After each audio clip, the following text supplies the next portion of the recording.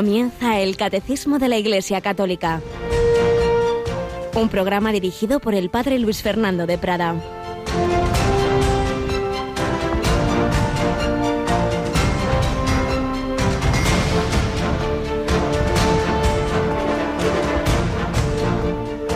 Si vosotros, aun siendo malos, sabéis dar cosas buenas a vuestros hijos, cuánto más vuestro Padre que está en los cielos dará cosas buenas a los que le piden.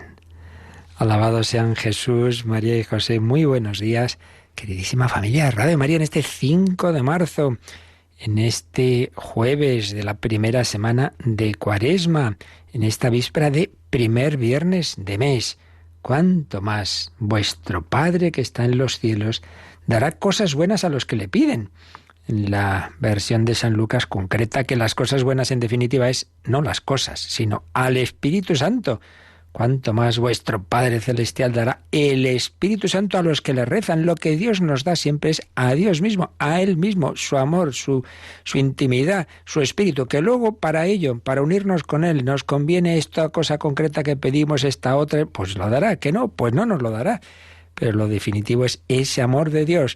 Por eso, nuestra alegría no brota de que esto me ha salido mejor o peor, sino, como dice el Papa en el mensaje para la Cuaresma, la alegría del cristiano brota de la escucha y de la aceptación de la buena noticia de la muerte y resurrección de Jesús, el querigma.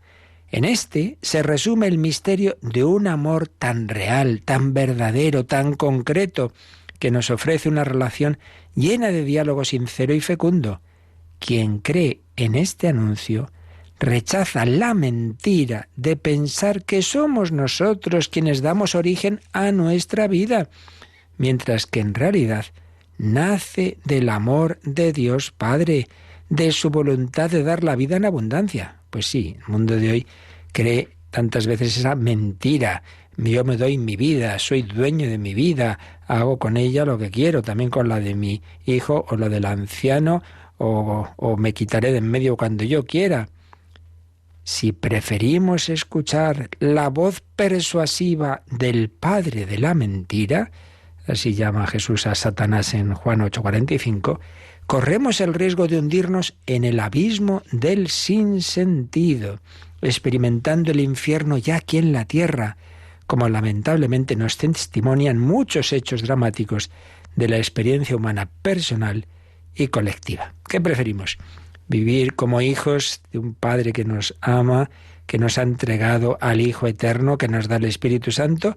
¿O vivir creyéndome que yo soy el dueño del mundo, el origen de la vida, haciéndome mi propio Dios, convirtiendo esta tierra en un infierno al final? Porque si Dios no existe, todo está permitido.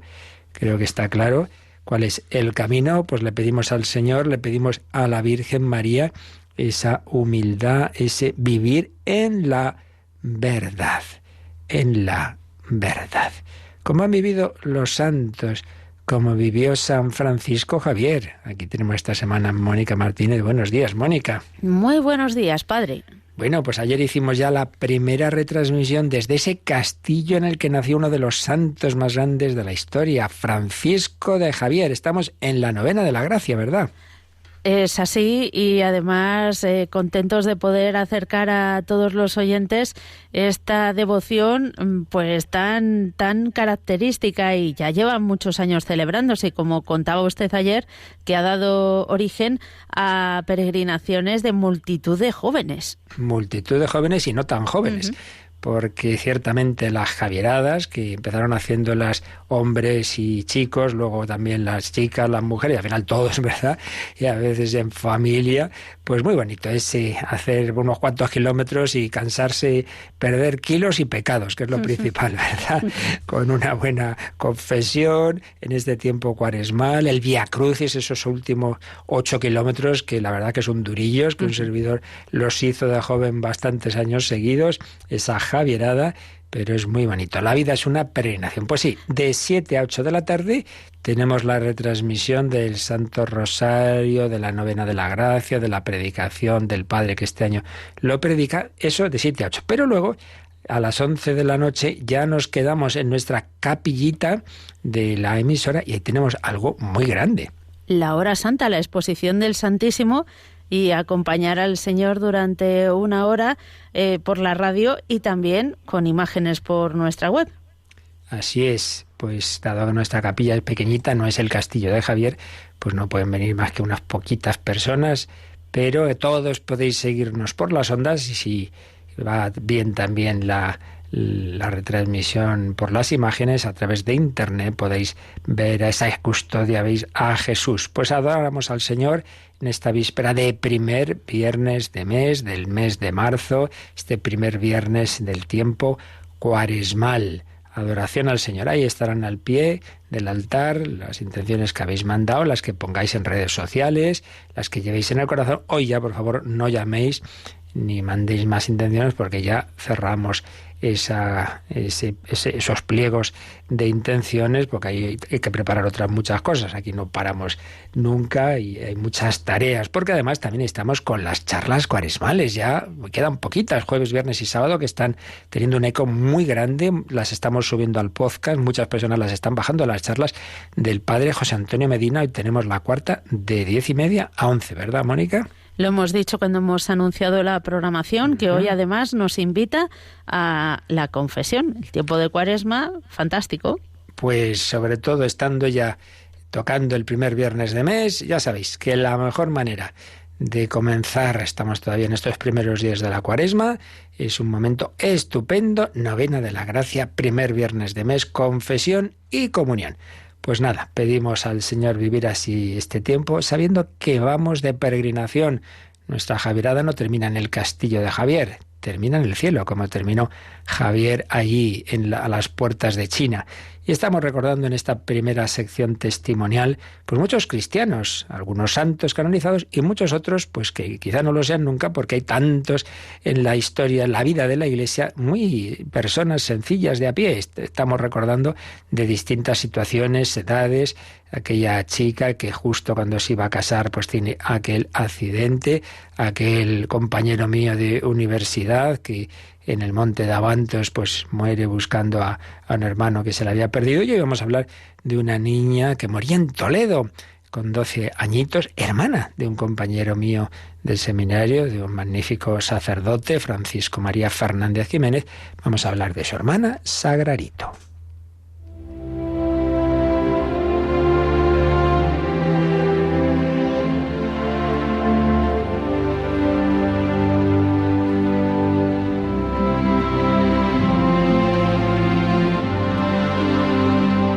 El Señor nos llama a la vida eterna, a todos. Unos, como Vallejo Nájera, pueden morir con 63 años, otros con 90 y otros con 12, como fue el caso de Sagrarito Fernández Jiménez. ¿Cuántas mujeres toledanas llevan el nombre de Sagrario? La Virgen del Sagrario, la patrona de Toledo.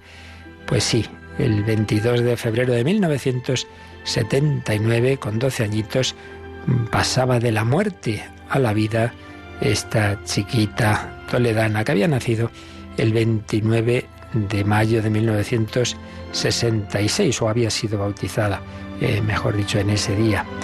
Y en 1974, también en mayo, había recibido la primera comunión, sintiéndose así custodia viva de ese Corpus Christi tan impresionante que ya veía por las calles de Toledo. Una chiquita sin complejos, dulce, exquisita, amiga de todos, que tenía por lema hacer felices a los demás, familiares, compañeras de clase y especialmente las personas más pobres, más infelices, además de sus estudios de, que entonces era educación general básica, EGB, en el Colegio de las Hermanas Carmelitas, estudiaba música en el Conservatorio de Madrid y todas sus compañeras le dedicaron un póster que decía, fijaos, bienaventurados los que tienen la manía de hacer felices a los demás. No está mal la manía, ¿verdad? Hacer felices a los demás. Ojalá la tengamos todos. 15 de junio de 1978 recibe la confirmación, recibe de una manera más intensa al Espíritu Santo, que la hace arder en deseos de ser santa. Y se iba a santificar por la vía rápida que a veces el Señor nos da de una enfermedad que en poco tiempo pues se la iba a llevar. Y fijaos cómo reacciona una niña de 12 años. Dios me ha regalado la enfermedad para que me santifique y la ofrezca por la Iglesia.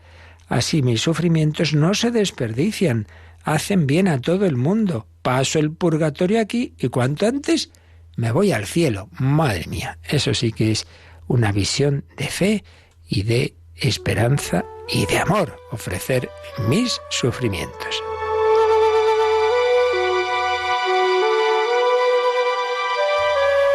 Es un gran bien, escribía, el sufrir con alegría. Es una bendición saber que Dios distingue con su amor a las personas que sufren con paciencia. Dios da la llaga y la medicina. Así pone a prueba nuestra fe. Si todo sucediera en la vida a nuestro capricho, resultaría demasiado fácil ser bueno.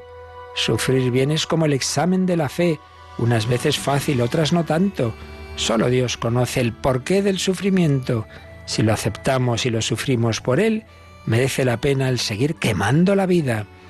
¿Quién sabe si para abreviar el fin de una guerra o para salvar el mundo? Asombra la profundidad de estas reflexiones en una chiquita de 12 años. Pienso en Jesús y gozo porque Él se fijó siempre en mí, en mis cosas, en mis pecados. Estoy muy segura de su presencia amorosa, de su cariño infinito, de cuánto tiene que aguantarme. Cuando lo contemplo salpicado de sangre, torturado de azotes, sangrando su cabeza por los agujeros de las espinas, caigo en la cuenta de lo muchísimo que me ama desde el lejano Viernes Santo de su muerte. Su sangre bendita me rescataba para Él. Le quiero, siempre le tengo cerca en la calle, en la cama, en el silencio, en clase y en las horas largas de mi enfermedad.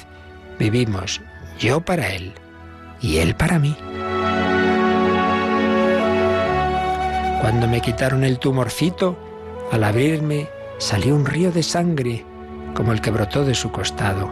Entonces nos hacían transfusiones. Jesús la guardaba para mí, como expresión de su inmenso cariño. Es mucho lo que se va a ventilar en esta operación, escribirá también. La salud de mi cuerpo y la santificación de la Iglesia. Este trance es para mí sola, por eso quiero silenciarlo a las amigas, a las compañeras de colegio. Tampoco diré una palabra a mi última amiga, esa compañera del cole, a quien hacen el vacío muchas niñas. ¿Para qué hacerla sufrir? Pobre, dicen que es un rollo. Y yo la encuentro simpática y a mi gusto. Vaya, si disfruta cuando me presento en su casa y salimos juntas a dar un paseo. ¿Por qué poca cosa? La hago feliz. Cúmplase la voluntad de Dios. Y si a Él le parece, me voy cuanto antes al cielo. Debe ser maravilloso vivir allí, contemplar el rostro de Jesús y estar muy cerquita de la Madre, la Virgen María, gozando con ella de la presencia de tantos millones de santos, un día personas de carne y hueso como yo. Y ella miraba también a la Virgen María, fue a Fátima.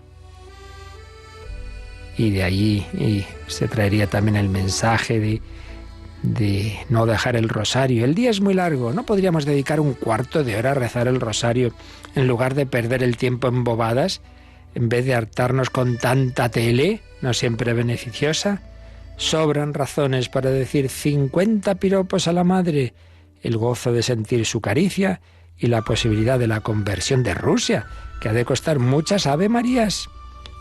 Pues qué testimonio de esta chiquita enferma, Sagrarito, 12 años, 22 de febrero de 1979, se cumplía esto que hemos leído, que ella decía: me voy cuanto antes al cielo, debe ser maravilloso vivir allí, contemplar el rostro de Jesús y estar muy cerquita de la Madre, la Virgen María.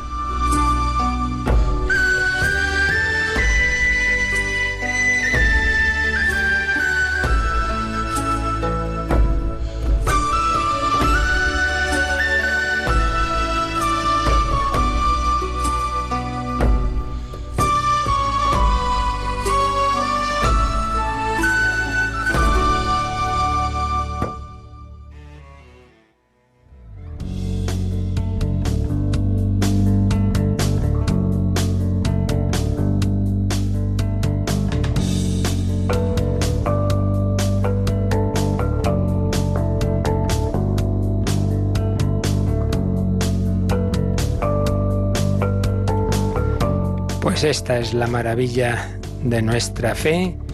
A un catedrático de psiquiatría, Vallejo Nájera, de 63 años, o a una niña de 12, a los dos les da esa visión de fe, de esperanza, de amor, de confianza en el Señor, de saber que Él nos lleva no a la nada, sino al cielo. El cielo, de eso estamos hablando ya, estamos comentando este artículo 12 del credo, creo en la vida eterna.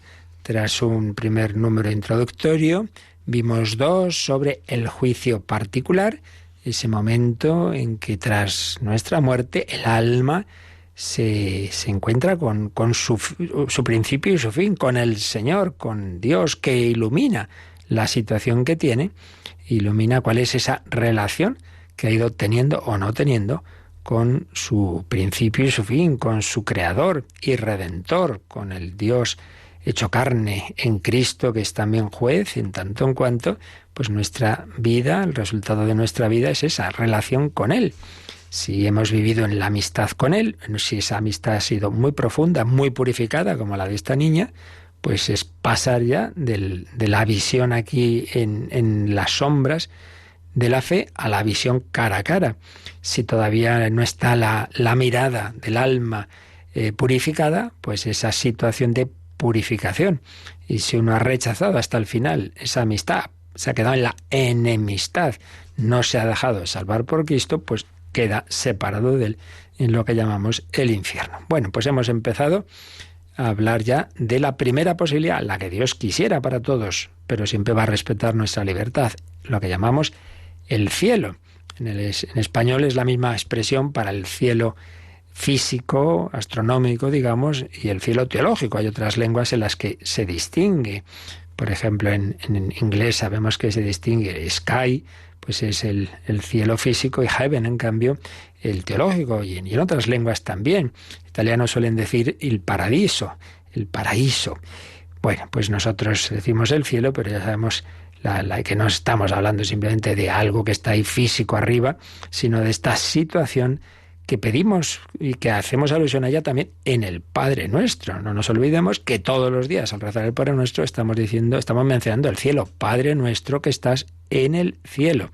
Y de hecho, este tema del cielo, además de aquí, pues nos sale en bastantes lugares del catecismo. Uno de ellos es, en efecto, ahí, cuando se comenta, cuando el catecismo comenta el Padre Nuestro, si vamos al número 2794 y siguientes, pues ahí tenemos también una referencia importante, ¿no? Por ejemplo, en el 2795 nos dice que Él, el Padre, está en el cielo, es su morada. La casa del Padre es nuestra patria, es nuestra patria. De la patria de la alianza, el pecado nos ha desterrado. El pecado original cita Génesis 3. Y hacia el Padre, hacia el cielo, nos hace volver la conversión del corazón. Claro, nuestra casa, nuestra patria es estar con Dios. De Dios nos separamos por el pecado original, así esa separación colectiva de la humanidad, el pecado personal cada uno de nosotros, cuando habiendo sido introducidos en la casa del Padre por el bautismo, luego nos hemos ido, como el hijo pródigo, pero la conversión nos lleva a volver a casa, a volver al Padre, estar en el cielo en este sentido. En Cristo se han reconciliado el cielo y la tierra, porque el Hijo, dice Jesús en Juan 12, el Hijo ha bajado del cielo. ¿Para qué? Pues para llevarnos con Él. Él ha bajado y nos hace subir con Él por medio de su cruz, por medio de su resurrección y su ascensión. Yo iré a prepararos un lugar para que donde estoy yo estéis también vosotros. El cielo. Veíamos también ayer el número 954, lo repasábamos, lo habíamos visto antes, que nos habla de esas 3 situaciones, de esos 3 estados de la Iglesia, de la comunión de los santos, de los que están ya en esa cara a cara con Dios, en el cielo, de los que están salvados pero aún purificándose en el purgatorio, y de los que están aquí en la tierra peregrinando aún, pero en esa amistad con Dios, en esa vida de gracia, de caridad, de amor de Dios. Lo esencial es común a las tres situaciones, la comunión de los santos. Pero evidentemente el destino definitivo es el cara a cara. Bueno, pues eso es lo que nos comienza a explicar este primer número sobre el cielo, que ayer ya leíamos, pero que vamos a seguir profundizando en él. Mónica, el número 1023. Leemos en primer lugar el primer parrafito muy breve. Los que mueren en la gracia y la amistad de Dios y están perfectamente purificados, viven para siempre con Cristo. Son para siempre semejantes a Dios, porque lo ven tal cual es, cara a cara. No, perdona tú, que no me he dado cuenta que no había acabado la frase. Bien, pues sí, aquí ya tenemos en esta primera frase pues unas cuantas claves muy importantes. En primer lugar, ¿quién pasa a esa situación? Pues está muy clarito. Los que mueren en la gracia y la amistad de Dios, primera cosa, y segundo, y están perfectamente purificados. Los que mueren en gracia de Dios, es decir, en amistad con Dios, y esa amistad, esa gracia, esa cercanía de esa persona, esa alma está perfectamente purificada, pues ya está, ya puede contemplar, ya puede vivir para siempre con Cristo. Dice San Pablo, para mí la vida es Cristo y una ganancia al morir. Yo ya estoy viviendo con Cristo, pero mejor todavía el no simplemente pues saber que está aquí conmigo, pero no verlo, sino ya pues el cara a cara. Pero lo esencial, el cielo y el infierno, empiezan aquí, porque el cielo y el infierno es vivir en unión con Dios, amistad con Dios, o al revés, encerrarme en mí mismo y estar en la enemistad de Dios. Por eso, ¿qué es lo esencial? Vivir en gracia de Dios, es decir, en amistad con Dios.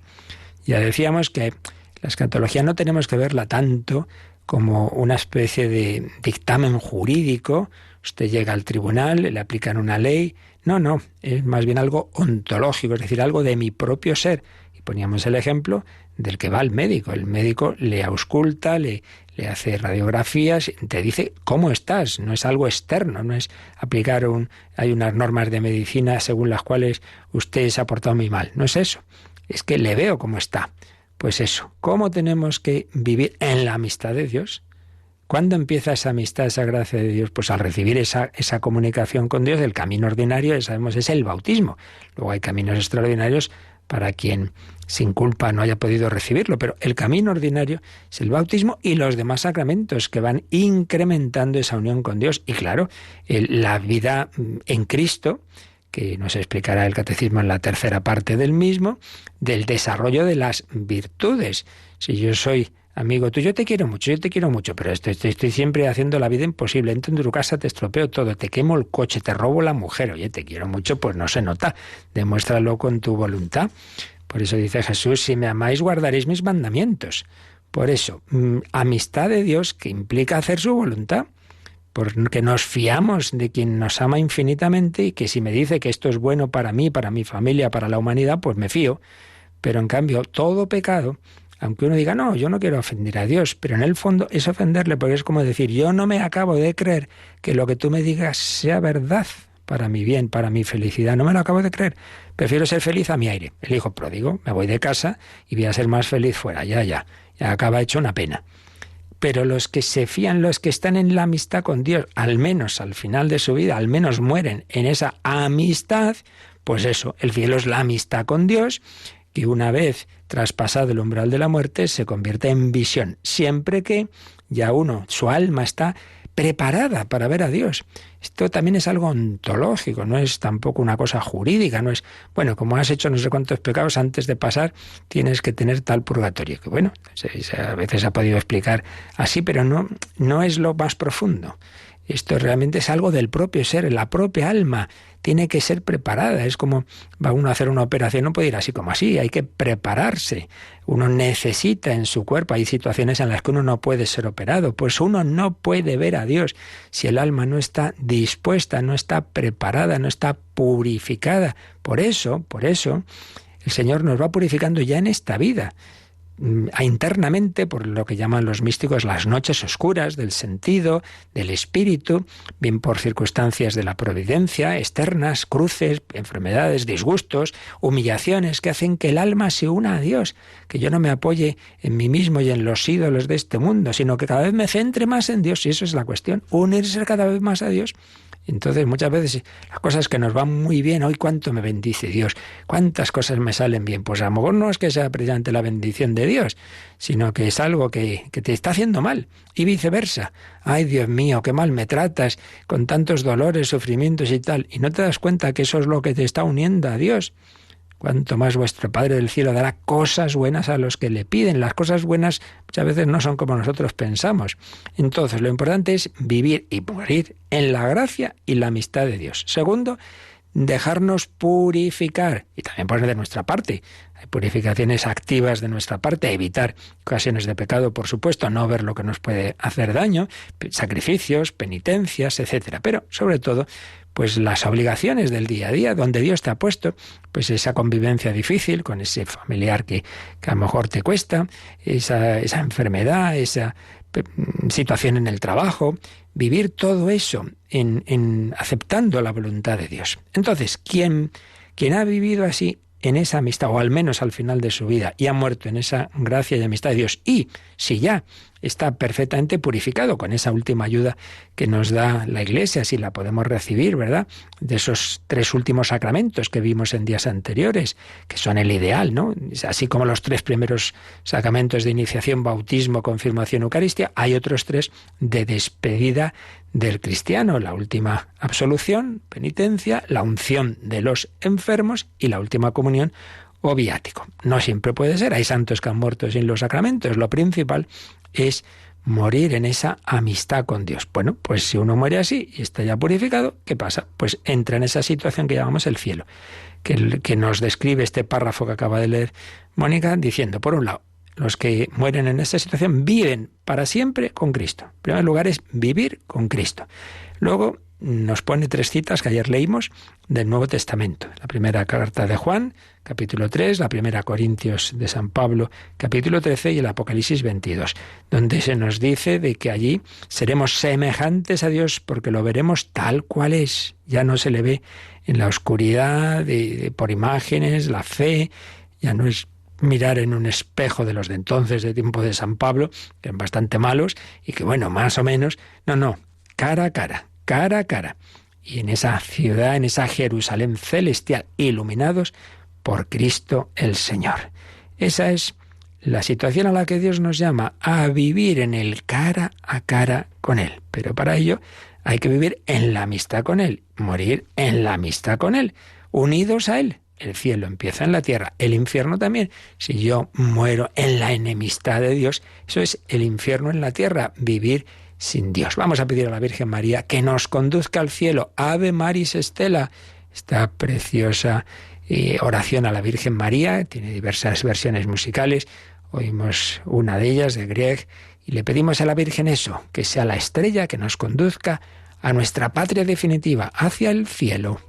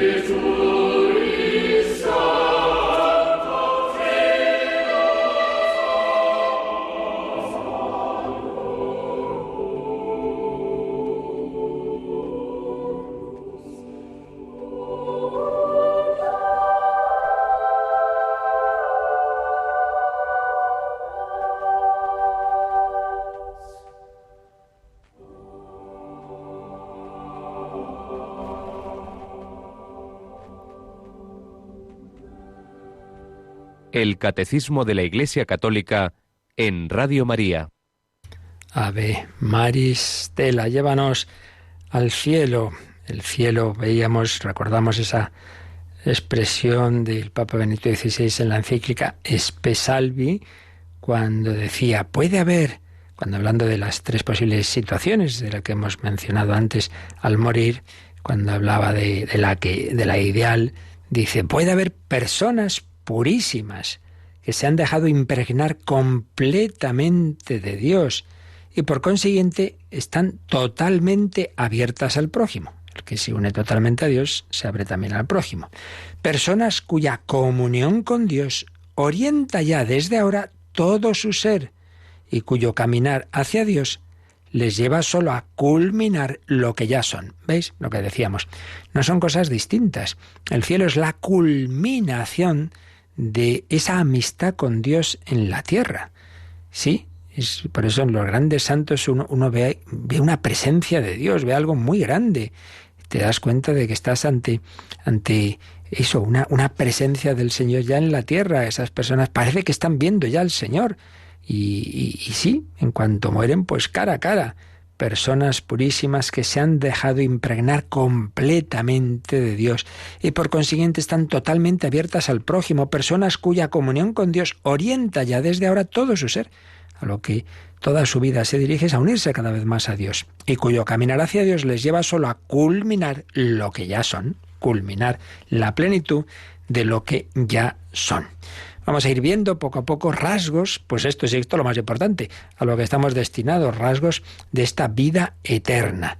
Si vamos a esta obra que estamos usando en estos temas de la escatología que escribió hace ya años, José Rico Pavés, hoy día obispo, la escribió antes de serlo, pues nos recordaba, por un lado, la vida eterna en el Antiguo Testamento, como el término vida es mucho más en la Escritura que el mero existir.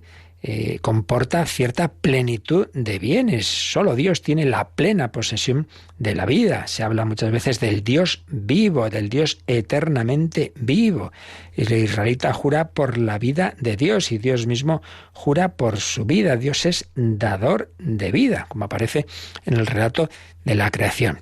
Veíamos también cómo en la evolución, en la revelación progresiva de las verdades del más allá, al principio el israelita, pues sobre todo, veía la vida aquí. Entonces se veía como una conexión entre una vida santa, entre una persona buena y tener una vida larga, pero luego poco a poco Dios les va haciendo ver y se van dando cuenta de que no, que lo importante no es aquí, sino el más allá. Y tenemos esos salmos místicos que ya vimos, por ejemplo el Salmo 16, me enseñarás el sendero de la vida, me saciarás de gozo en tu presencia, de alegría perpetua a tu derecha. ¿Veis?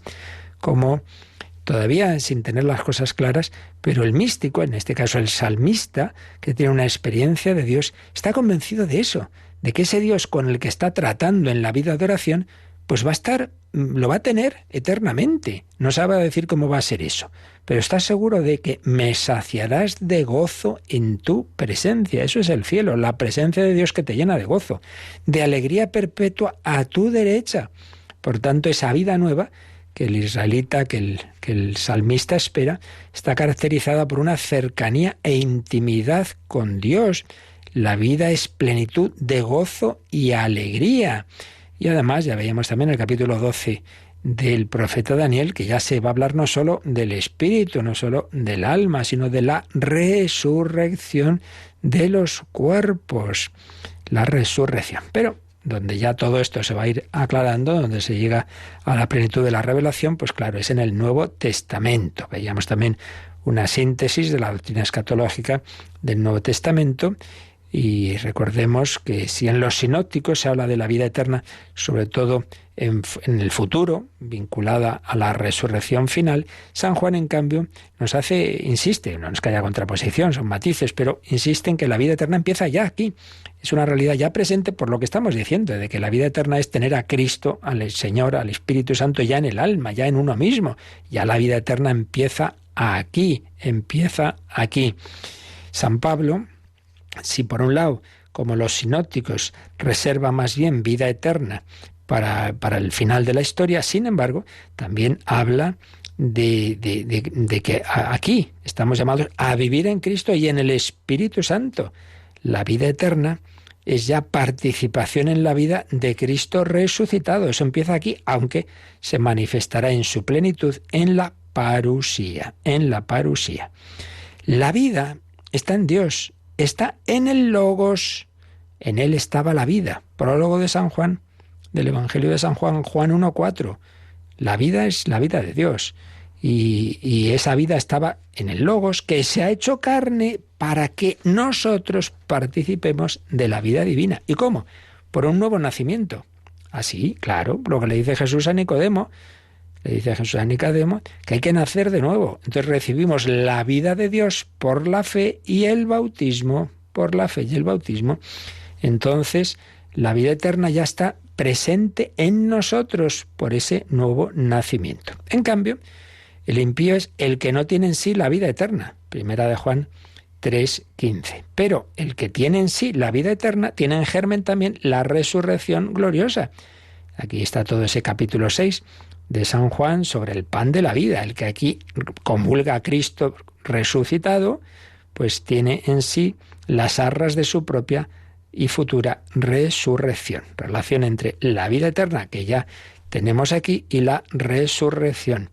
La vida eterna es como una semilla.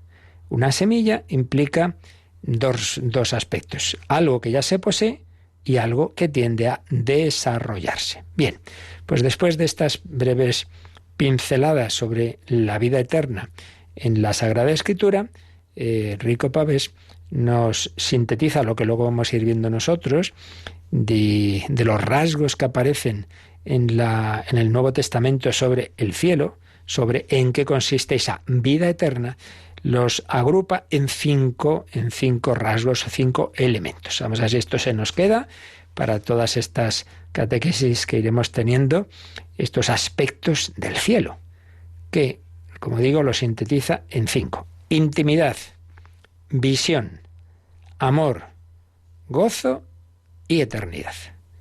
El último, pues es ese aspecto de que todos los demás rasgos se van a vivir en un eterno presente, pero luego son intimidad, visión, amor y gozo.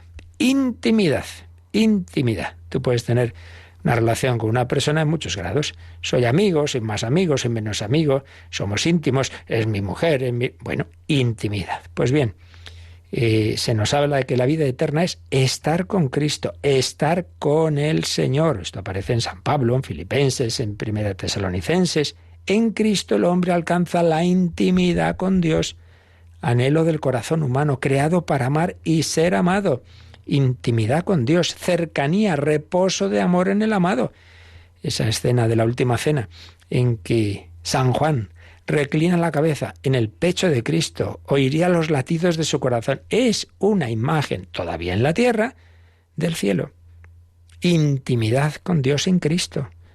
¿Por qué no imaginemos a Dios como una cosa así abstracta, desvaída? Y además, precisamente por eso se ha hecho carne, para que veamos que eso es algo que responde a los deseos de nuestro corazón. Intimidad con Dios. Segundo, visión de Dios. Es quizá el aspecto que más se resalta. Queridos, ahora somos hijos de Dios, todavía no se ha manifestado lo que seremos. Sabemos que cuando se manifieste seremos semejantes a Él, porque lo veremos tal cual es. Visión de Dios. Ya, aquí, ya somos hijos de Dios, pero seremos semejantes a Dios porque lo veremos tal cual es. Ojo, esa visión no es la de un espectador pasivo de una realidad abstracta, sino partícipe de una realidad en la que está implicada la propia existencia del hombre. Al ver a Dios, pues como que es un ver que hace que nos entre, por así decir, más y más esa vida divina en nuestro ser. Ver es crecer, es conocer, es beber en la fuente de la verdad, es irse capacitando cada vez más. Dios se nos da a ver, desde Dios ser visto tal cual es, significa, desde su lado, apertura plena a la comunión de amor intratrinitaria y glorificación que vivifica al hombre. Aquí recordamos la famosísima expresión de San Ireneo: La gloria de Dios es que el hombre viva y la vida del hombre es la visión de Dios. La vida del hombre está hecho para ver a Dios. San Pablo, lo veíamos en 1 Corintios 13, nos dice, ahora vemos por medio de espejos, en enigma, entonces veremos cara a cara. Ahora conozco parcialmente, entonces conoceré plenamente como ahora soy conocido. Dios me ve, pues claro, perfectamente, yo le veo aquí en esta vida de una manera muy parcial, pero entonces lo veré como soy conocido. Ahora vemos por medio de un espejo. No, ya no será conocimiento a través de, sino cara a cara, visión de Dios, al modo que yo mismo he sido conocido. Intimidad con Dios, visión de Dios. Tercero, amor de Dios, participación en el amor de Dios. Bueno, es el centro del Nuevo Testamento. Dios es amor, es el centro mismo de la existencia cristiana, aquí y en la vida eterna. San Pablo nos dice que lo esencial del cristiano es la fe, la esperanza y la caridad, que la fe y la esperanza terminarán, pero el amor nunca, nunca. El amor no cesará. El amor permanecerá. Nada nos separará del amor de Dios. Pero qué maravilla, ¿existe un amor eterno? Sí, con alguien que nos quiere infinitamente, en intimidad con Él, viéndole cara a cara. Pero hombre, tú te das cuenta de lo que es el cielo. Intimidad con Dios, visión de Dios, amor de Dios. Cuarto, por la consecuencia de todo esto, lógica, el gozo, la alegría, la felicidad. Está en un montón de imágenes del Nuevo Testamento, la felicidad del siervo fiel, el banquete de bodas. En un banquete no solamente es comer, es que hay muchos invitados, estamos en comunión, hay un concierto, ahí llegan tocando por aquí, por allá. Bueno, es una maravilla. El fruto de la comunión con Dios, con Cristo, con María, con los hermanos que han aceptado esa misma invitación al banquete, el banquete. Por lo tanto, no es una cosa, bueno, ahí contemplar a Dios en una silla aburridos, que no, que es un permanente banquete que no termina nunca. Y quinto rasgo, la eternidad.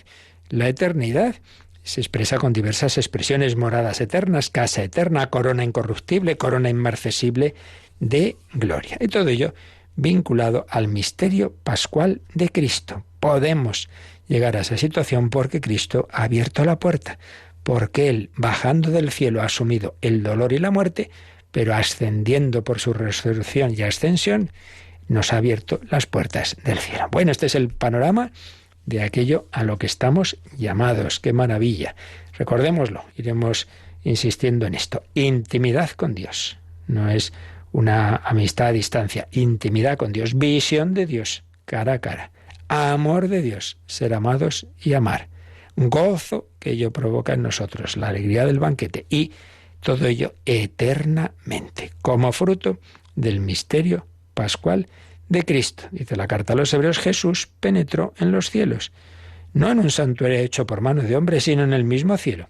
Y San Pablo recuerda que por esa resurrección hemos sido hechos conciudadanos suyos en el cielo. Dios, rico en misericordia, por el gran amor con que nos amó, estando nosotros muertos por nuestros pecados, nos vivificó juntamente con Cristo, por pura gracia estáis salvados, y con Él nos resucitó y nos hizo sentar en los cielos con Cristo Jesús, a fin de mostrar en los siglos venideros la sobreabundante riqueza de su gracia.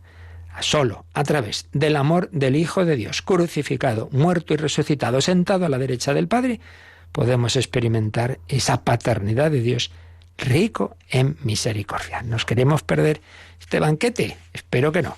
Pues así se lo pedimos al Señor, que no, por tanto, no tomemos la muerte con miedo. Señor, ven, quiero ir al cielo, tal. Ay, no, que me muero. Pero mira, ¿en qué quedamos?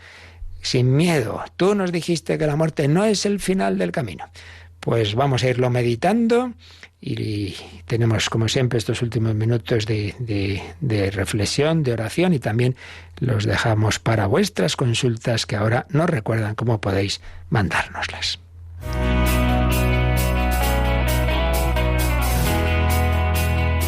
Participa en el programa con tus preguntas y dudas. Llama al 91-005-9419. 91-005-9419. También puedes escribir un mail a catecismo@radiomaria.es. catecismo@radiomaria.es.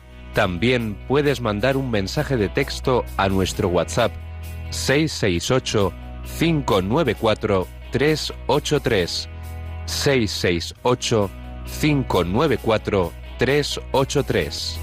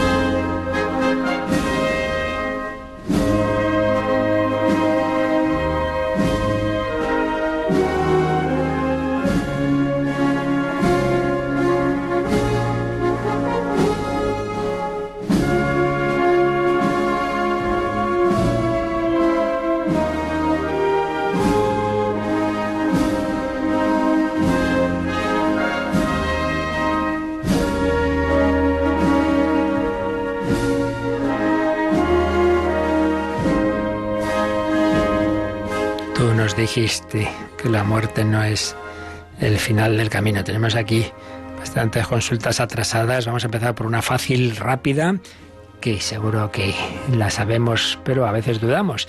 Dice, ¿el ayuno cuándo es? ¿Todos los miércoles de Cuaresma? ¿Solo miércoles de ceniza y Viernes Santo? A ver, hay que distinguir ayuno y abstinencia. La abstinencia, ya sabemos, abstenerse de comer carne. La abstinencia, en principio, es todos los viernes del año. Todos los viernes del año. Lo que pasa es que los que no son de Cuaresma puede cambiarse por otro sacrificio, oración, obra de caridad, que al final no se cambia por nada, que es lo malo. Pero la idea es que el ideal sería guardar la abstinencia todos los viernes del año y si no, pues eso, cambiarla por algo. Pero en Cuaresma no se puede cambiar. Por tanto, la abstinencia todos los viernes del año, no comer carne, y el miércoles de ceniza y el Viernes Santo. El ayuno, una sola comida al día, aunque se puede tomar algo de desayuno, algo de cena, algo, porque si no, no sé qué ayuno es. Eso solo son, por ley, 2 días, por derecho canónico. Solo 2 días, miércoles de ceniza y Viernes Santo. Lo cual no quita que no está nada mal, pues también, que todos los viernes pues uno haga un poco de ayuno, ¿no? Pero una cosa es el espíritu, lo que uno vea que a él en particular pues el Señor le puede pedir, y otra cosa es lo mínimo que está mandado por los mandamientos de la Iglesia como un signo comunitario de que hagamos algo juntos de penitencia. Eso es, en cuanto a ayuno, solo 2 días, miércoles de ceniza y Viernes Santo. No todos los viernes de Cuaresma, que sí que es en cambio la abstinencia. Luego había hace días una pregunta o un tema un poco pues sobre la oración, cómo pues muchas veces uno se distrae, cómo le gustaría tener la mente centrada, pero dice, se hace imposible concentrarse en todo momento. Bueno, tranquilidad. La oración es estar con el Señor. Entonces uno, evidentemente, tiene que intentar poner los medios posibles intentar las circunstancias más fáciles de recogerse, un buen momento, un buen lugar, si puedes estar en la capilla mucho mejor ante el sagrario, si no, pues por lo menos, pues eso, un sitio tranquilo, con una imagen. Ahora bien, salvo una gracia muy especial, una gracia mística, nuestra mente, ya decía Santa Teresa, que la imaginación es la loca de la casa. Entonces es imposible que uno no se distraiga. Entonces eso no quiere decir que uno no esté haciendo bien la oración. Imaginemos, estamos hablando 2 personas, pues estamos hablando tan contentas, pero eso no quita, a lo mejor oigo un ruido, miro por la ventana, oigo a un perro ladrar, me puede distraer. Otra cosa es que no hago ningún caso al que estoy hablando y yo venga a mirar por la ventana. Hombre, eso ya sería otro tema. Pero el hecho de que estamos hablando y que de vez en cuando, pues eso, un poquito podemos tener una distracción, es normal. Uno se pone ante el Señor, haz lo que puedas, no te preocupes aunque te distraigas. Yo siempre he puesto el ejemplo, uno va ahí a la playa, se tumba al sol, se queda dormido, pues aunque se quede dormido, se pone morenito. Me decía una persona, no pongas ese ejemplo porque a lo mejor el sol te da cáncer de piel. Bueno, eso ya cada uno sabrá. Pero lo que está claro es que más allá de que yo me pueda distraer, incluso dormir, Santa Teresita decía que se dormía a veces después de comulgar, le daba a la pobre, ay, qué vergüenza, qué horror, pero no se agobiaba, porque Dios actúa más allá de que nuestra mente, pues eso, es débil y muchas veces se distrae. Luego, nos había escrito Inmaculada esto: con nuestras oraciones e indulgencias plenarias podemos quitar pena a las almas del purgatorio para que su alma suba al cielo, ¿de acuerdo? Pero además, purificar e igualar a los santos excelsos, sentir más cerca a Dios y con más amor. Vamos a ver, yo no sé qué quiere exactamente decir. Si entiendo bien, lo que dice Inmaculada es que no solamente con las indulgencias podemos ayudar a purificar esos restos del pecado, sino hacer que crezcan en la intimidad con Dios, en el amor de Dios, todos los que están en el cielo, de manera que todos se igualen. Pues no. Primero, eso en ningún sitio está dicho por la Iglesia que las indulgencias sirvan para eso, sirven para ayudar a quitar lo negativo, no a aumentar un amor que depende de lo que uno ha hecho en esta vida. Y luego está el tema, que esto es de fe, de que el cielo es una relación personal de cada uno con Dios y las relaciones personales nunca son iguales. Entonces no es la misma la intimidad con Dios de la Virgen María que del que se ha salvado en el último momento. Es de sentido común. Y es así, y ya lo veremos que eso incluso se llegó a definir en un determinado momento en el magisterio de la Iglesia. Por tanto, las indulgencias sí, las podemos y debemos aplicar por los difuntos para ayudarles a purificar las consecuencias del pecado, pero no sirven para igualar el amor que uno haya tenido o no tenido, porque eso depende de él, ahí ya no podemos entrar nosotros. Bueno, y luego nos ha escrito Ignacio en unos ejercicios, no voy a dar más detalles, pues oyó algo un poco inquietante. Dice que Dios sabe cuando uno está condenado en vida. Ve un pecador endurecido, sabe que si, aunque le diera gracias en el futuro, él está tan endurecido que esa gracia no iba a entrar en él, no se iba a convertir y por tanto pues mejor no se la da. Y bueno, así como todo muy angustioso. Bueno, vamos a ver. Primero digo lo de siempre, yo no sé lo que hace Dios o deja de hacer, y si ve que una persona va... Yo lo que sé es, primero, que Cristo ha muerto por todos, también sabiendo que muchos, o sea, que iba a morir no solo por los que iban a aceptar su gracia, sino por los que no. Esto es de fe. Cristo ha muerto por todos. También sabemos que aunque Cristo sabía lo que iba a hacer Judas, hizo con él todo lo que pudo hasta el final. Todo. Le lavó los pies, le dice esas palabras en el huerto: amigo, a lo que vienes, le da el beso, hace todo lo posible. Tenemos, pues bueno, pues cómo están junto a él dos criminales, Jesús orando por ellos. Bueno, uno se salva, uno se abre, otro no parece, pero el Señor ha hecho todo lo posible. Pecador endurecido, que no entra la gracia en él y no hay nada que hacer. ¿Quién ha dicho eso? Poníamos ayer el ejemplo de ese criminal Pranzini, por el que Teresita, la pequeña niña todavía en su casita, Teresita, dice: hay que rezar para que se convierta. No hay nada que hacer, no acepta la confesión, nada. Y en el último segundo, antes de que le caiga la guillotina, pues algo cambia en él, se vuelve hacia el sacerdote, coge el crucifijo y lo besa. Entonces, sin entrar en como siempre digo, ahí en empezar a dar vueltas a las cosas, ¿qué será, qué no será? Mira, lo importante siempre es a nivel práctico. Y el nivel práctico es este: nunca desesperemos ni de nosotros mismos ni de nadie. De nadie. El pecador mayor, con 77 corazas, se puede arrepentir y Dios lo va a intentar hasta el final. Entonces, en cualquier caso, siempre hay también un consejo general. Toda aquella cosa que tú has oído, tú has leído, en la radio, me da igual, donde sea, lo que te produce es desesperanza, tristeza, dejar de actuar bien. Pues mira, chico, o no es verdad, o puede ser verdad, pero en una espiritualidad que a unos ayuda y a ti no. O puede ser bueno para ti, pero en otro momento de tu vida. Pero lo cierto y verdad es que aquello que no nos da paz, alegría, esperanza, coraje apostólico, etcétera, chico, déjalo de lado. Por tanto, no entrar en esas disquisiciones teológicas que al final nos llevan al desánimo, a pensar: ay, esto no tiene solución, nada de eso. Así que nada, mucha confianza y saber que el Señor y la Virgen María, vida, dulzura y esperanza nuestra, Para ellos nadie está perdido.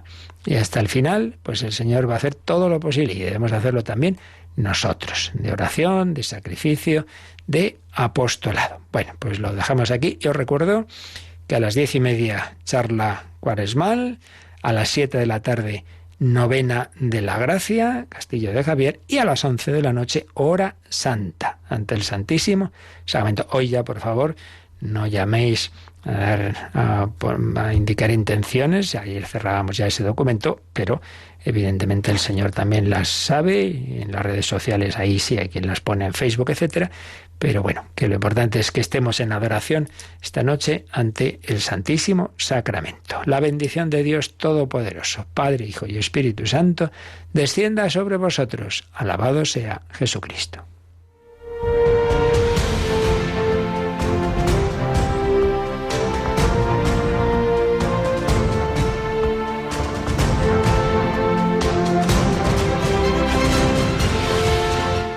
Han escuchado en Radio María el Catecismo de la Iglesia Católica, un programa dirigido por el Padre Luis Fernando de Prada.